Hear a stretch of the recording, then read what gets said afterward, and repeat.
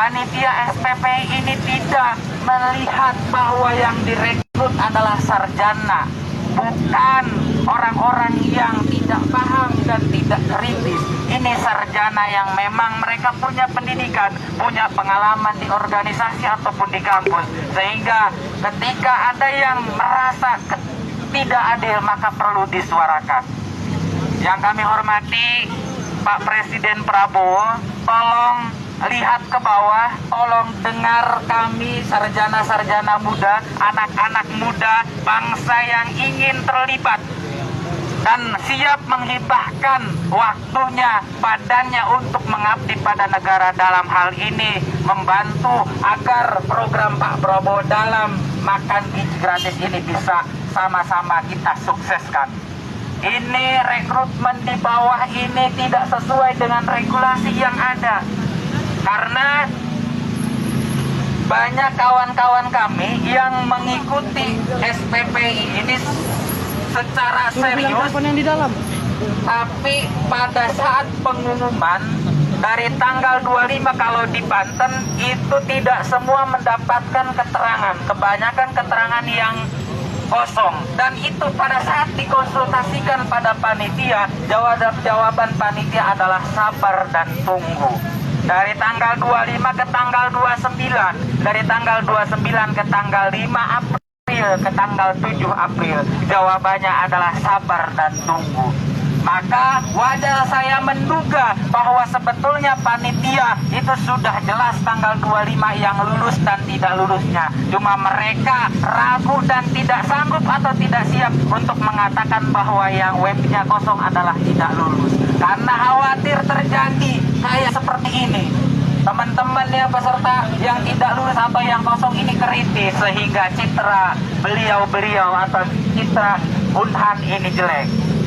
Saya menduga hal itu karena kalau memang ada harapan-harapan lulus, harusnya panitia bisa menjelaskan dengan jelas bahwa yang tidak lulus ini faktornya apa. Karena kita kesehatan ini dengan tegas, dengan ketatnya kita diperiksa kesehatan, bahkan kita dites kesehatan itu luar biasa yang pernah kita alami. Ya, contoh halnya, barang rahasia pun itu dilihatkan di banyak orang. Itu yang tidak diterima. Maka pada saat pengumuman, apakah yang matanya min, badannya yang melebihi daripada, atau fisiknya yang kurang, kemampuannya yang kurang, itu bisa lulus. Dasar apa panitia untuk meloloskan peserta itu? Walaupun hanya beberapa orang. Namun itu perlu dijelaskan oleh panitia. Sementara program SPP ini harus orang-orang yang cakap, orang-orang yang sehat kan, orang-orang yang sehat, karena itu akan terlibat di program makan gizi gratis. Kawan-kawan yang hari ini tidak bisa hadir ke Universitas Pertahanan Republik Indonesia, kami pahami dan kami maklumi karena mungkin faktor ekonomi, faktor kerjaan dan lain sebagainya. Tapi hari ini dari 3 provinsi, dari Riau, Banten dan Jakarta, sudah menyampaikan apa yang memang kita diskusikan di grup terkait persoalan-persoalan yang ada di bawah. Pak Polisi, hari ini Unhan belum saja mampu atau bisa menemui kita secara langsung untuk menjelaskan terkait persoalan-persoalan di bawah.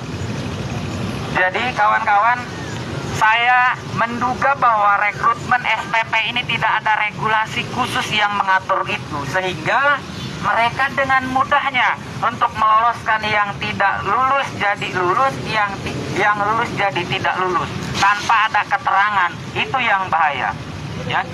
Yang bahaya di dalam rekrutmen SPP ini, panitia tidak menjelaskan soal kekurangan kita di mana.